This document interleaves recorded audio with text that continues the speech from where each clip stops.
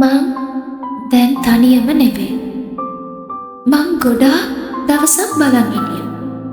මට ඇත්තටම ආදරය කරන කෙනෙක් හම්බ වෙනකම්. දැන් ඔයා මන් ළඟ. ඔයා මට බනින්නේ නෑ, කෑ ගහන්නේ නෑ, නරක වචන කියන්නේ නෑ. ඒ වගේම ඉක්මනට තරහ යන්නේ නෑ. ඔයා මාව දැක්කම ඔයාගේ මුළු මූණම ලයිට් බල්බ් එකක් වගේ පත්තු වෙනවා. මට හිතෙනවා මං කොච්චර ලකි ගැනු ළමෙක්ද කියලා. සමහර වෙලාවට මං පාඩුවේ වැඩක් කර කර ඉද්දී මට අහු වෙනවා එයා මන් දිහා හොරෙන් බලන් ඉන්නවා. එතකොට ඔයාගේ මූණ හොඳටම රතු වෙනවා. එහෙම අහු වුණාම මං හිතන්නේ ඔයා මටත් වඩා ලැජ්ජයි. ඒ වගේම ඔයා හරිම සිම්පල්.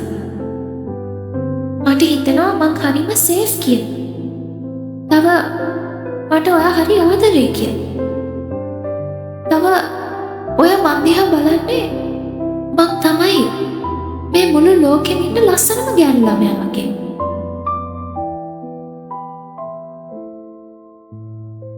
මං ඔෆිස් ගිහින් එන්නේ හරිම සතුටින්. මොකද ඔයාට කවදාවත් තරහා ගිහින්නේ නෑ. ඔයා මං එද්දි එක්කෝ කෑම ටික උයලා නැත්නම් ගෑස් කරලා දීලා. හැමදාම ඒ දෙකෙන් එකක්. ගෙදර හැමදාම පිළිවෙලයි. මට ඇත්තටම මට ගෙදර එන්න ආසයි හැමදාම. මොකද ඔයා ඉන්න හින්දා. තව ඔයා මල් වලටත් ගොඩක් ආසයි. ඔයා අපේ වත්ත වටේම මල් වවලා. මට ඇත්තටම හිතෙනවා මමද දන්නේ ලෝකේ ඉන්න වාසනාවන්තම ගර්ල් කියලා. මොකද ඔයා ඒ තරමටම හොඳයි. මට හිතාගන්න බෑ ඇයි ඔයා මට කැමති වුණේ කියලා. නිකන් මං වගේ කෙනෙක්ට. මට හිතෙනවා මං ගොඩක් ලකි කියලා. මොකද ඔයා මාව තෝරගත්ත එක.